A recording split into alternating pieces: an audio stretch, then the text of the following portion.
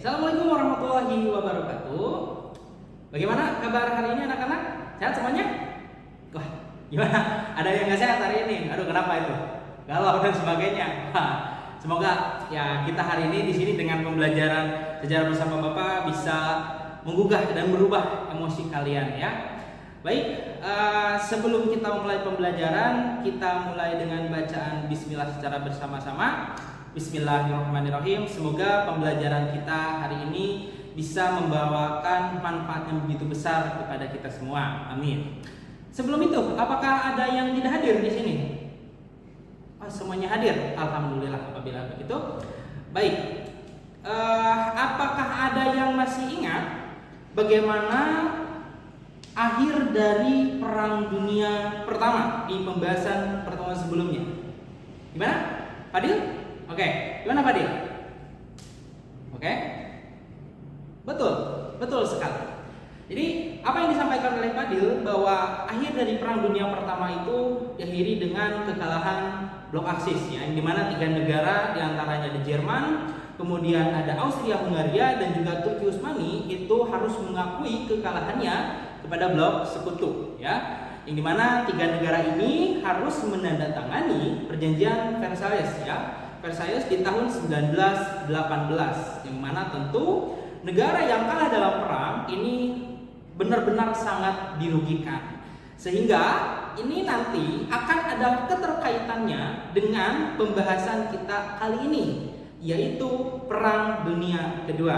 Oke, jadi dalam pembahasan pertemuan kita kali ini kita akan membahas mengenai bagaimana perjalanan Perang Dunia Kedua, yang tentunya itu ada keterkaitan dengan Perang Dunia Pertama. Oke, sebelum kita masuk ke dalam pembahasan, mohon dipersiapkan terlebih dahulu ya buku catatannya apabila memang ada perlu catatan-catatan hal yang perlu dicatat, ya, poin-poin penting yang Bapak tulis ya pada hari ini. Oke, pembahasan kita kali ini adalah Perang Dunia Kedua, ya.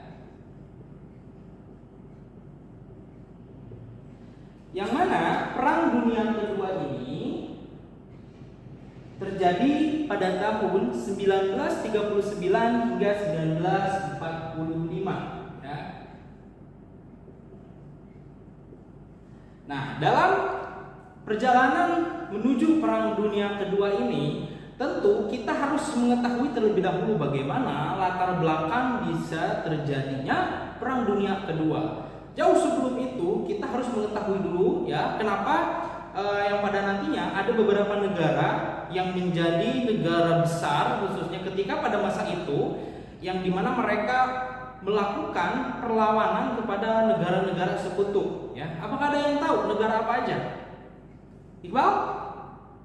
Oke, Jerman, Italia, dan juga Jepang. Good, betul, ya. Bahwa dalam Perang Dunia Kedua ini, ya, yang menjadi negara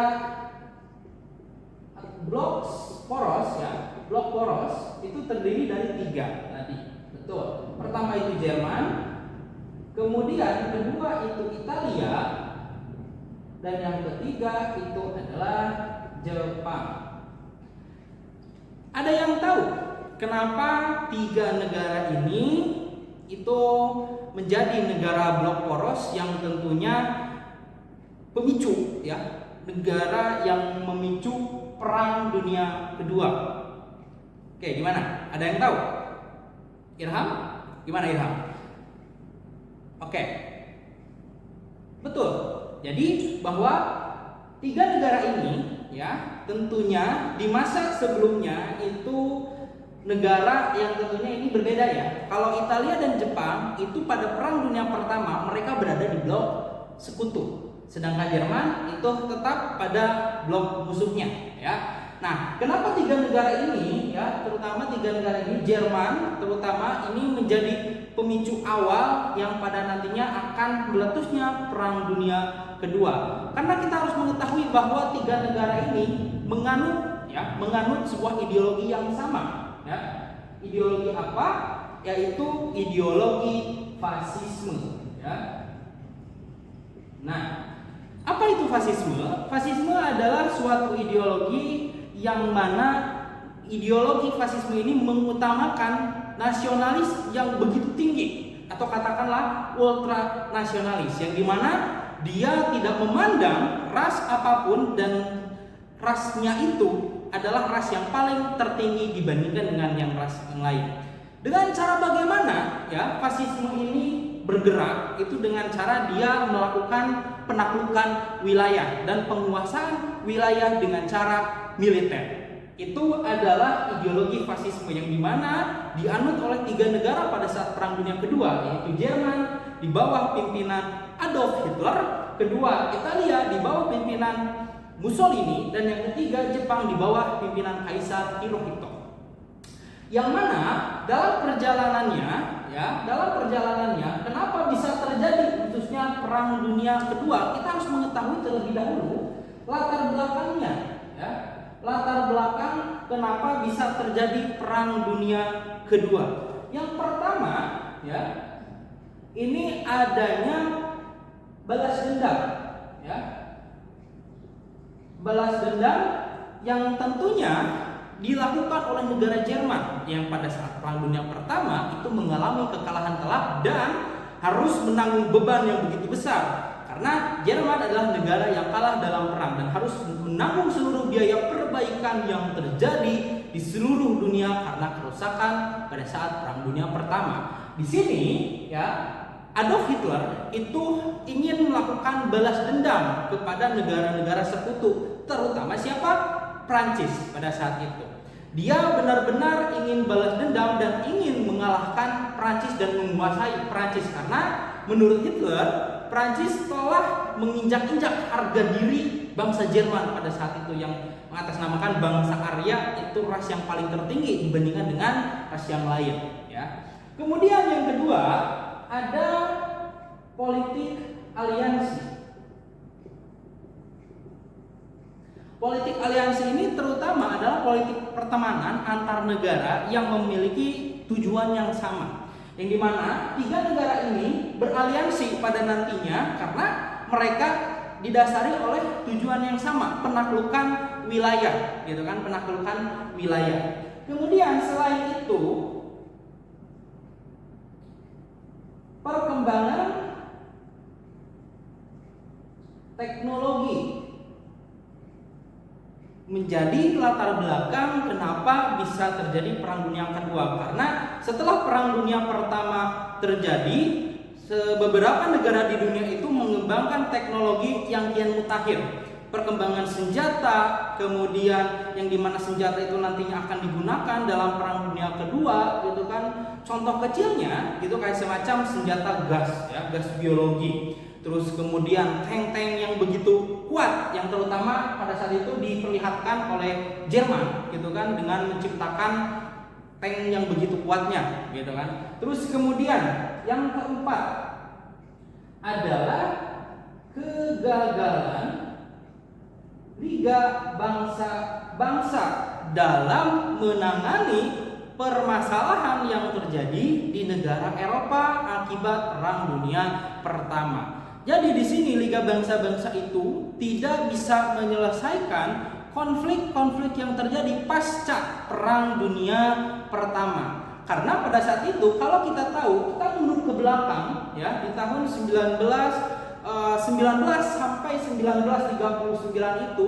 terjadi perubahan politik di beberapa negara, terutama seperti halnya di Italia, yang diawali oleh Italia di bawah pimpinan Benito Mussolini. Dia mengataskan nama dirinya itu seorang El Duce, gitu kan, yang dimana seorang pemimpin diktator yang dimana setiap perintahnya itu harus dilaksanakan, gitu. Kemudian nanti berkembang ke negara Jerman yang dipimpin oleh Adolf Hitler, gitu kan, yang dimana dia benar-benar menjadi seorang orator ulung yang benar-benar bisa mempengaruhi pemikiran, gitu kan, audiens ketika dia menyampaikan pidatonya, gitu kan, dan dimana dia kenapa disebut atau dijuluki sebagai Führer atau pemimpinku, karena memang ketika dia berorasi, gitu kan, seolah-olah kayak menghalusinasi dan membuat pemikiran atau pikiran orang-orang itu benar-benar terhasut oleh dia, gitu. Dan sedangkan kalau Jepang itu karena disebabkan oleh kekecewaan, ya, kekecewaan karena diskriminasi oleh negara barat terhadap negara Jepang, yang sehingga di sini Liga Bangsa-Bangsa itu tidak bisa menyelesaikan permasalahan-permasalahan tersebut. Oke. Nah, kali ini ya tugas kalian adalah mencari pemicu utama kenapa bisa meletus Perang Dunia Kedua ya. Jadi pertanyaan yang pertama adalah kalian bisa mencari jawaban apa pemicu utama atau sebab khusus kenapa bisa terjadinya Perang Dunia Kedua ya. Kemudian yang kedua, apabila Perang Dunia Kedua ini tidak terjadi, apakah peta politik ya, peta politik dunia itu akan berubah hingga hari ini atau tidak? Oke, silahkan kalian kerjakan di kertas selembar. Apabila sudah, bisa langsung dikumpulkan. Oke, saya telah menerima jawaban dari yang sudah kalian kerjakan. Terutama saya tertarik dari jawaban yang disampaikan sama Ilham bahwa pemicu Perang Dunia Kedua itu kalau secara sebab khusus, betul apa yang dijawab oleh Ilham bahwa Perang Dunia Kedua ini ya secara sebab khususnya itu karena invasi Jerman ke Polandia ya, ke Polandia pada tanggal 1 September tahun 1939. Ini yang menjadi pemicu utama meletusnya Perang Dunia Kedua ya. Jerman menginvasi Polandia karena dengan alasan bahwa di wilayah Polandia itu ada wilayah milik Jerman, dan wilayah milik Jerman bagian Polandia dengan wilayah milik Jerman utama itu terhalang oleh wilayah yang dinamakan dengan Danzig ya. Jadi invasi Jerman ke Polandia khususnya tepatnya di wilayah Danzig di sini ya. Nah, wilayah ini adalah wilayah yang membatasi antara Jerman utama dengan Jerman yang berada di Polandia, karena Jerman yang berada di Polandia adalah efek dari perjanjian Versailles. Kemudian yang kedua, sebab khususnya adalah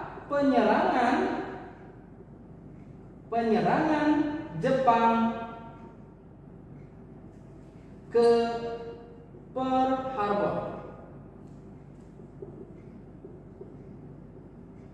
pada tanggal 7 Desember tahun 1941. Itu menjadi pemicu kedua Perang Dunia Kedua di belahan bagian Asia Pasifik, yang dimana Jepang di sini menyerang ke pangkalan Pearl Harbor milik Amerika Serikat karena menurut Jepang Pearl Harbor ini adalah wilayah kawasan yang memantau bagian kawasan Asia Tenggara pada saat itu, yang sehingga itulah alasan kenapa Jepang harus menyerang Pearl Harbor ya. Ada suatu fakta yang dimana bahwa menurut Amerika Serikat sebenarnya di pangkalan Pearl Harbor itu kebanyakan adalah kapal-kapal usang ya, kapal-kapal usang yang memang istilahnya sudah tua dan tentunya tidak terlalu difungsikan juga gitu, yang sehingga Amerika di sini tidak terlalu was-was ya ketika penyerangan Jepang ke Pearl Harbor. Justru di sini menjadi pemicu Amerika Serikat itu ikut bergabung kepada blok sekutu. Nah, itu pada nantinya akan menjadi sebuah titik balik ya kekalahan blok poros ini ya, yang berideologikan fasisme. Mereka akan kalah oleh serangan balik dari para sekutu. Dan ditambah bahwa di sini sekutunya, kalau sekutu di sini ya, untuk negara-negara sekutu itu ada beberapa. Yang pertama itu ada Inggris, kemudian ada Prancis, kemudian ada Amerika Serikat, kemudian ada Uni Soviet ya. Ini adalah negara-negara besarnya. Sebenarnya ada negaranya sangat banyak, tapi Bapak di sini hanya mencantumkan 4 negara yang terutama di sini perannya itu begitu besar dan keterlibatan itu sangat besar sekali dalam Perang Dunia Kedua. Baik, Ilham bagus jawabannya ya. Baik, setelah kita mengetahui bagaimana awal latar belakang terjadinya Perang Dunia Kedua ya, nanti di pertemuan selanjutnya kita akan membahas jalannya Perang Dunia Kedua. Sebelum kita tutup, apakah bisa kalian simpulkan bagaimana pembelajaran kita hari ini. Oke, Nana?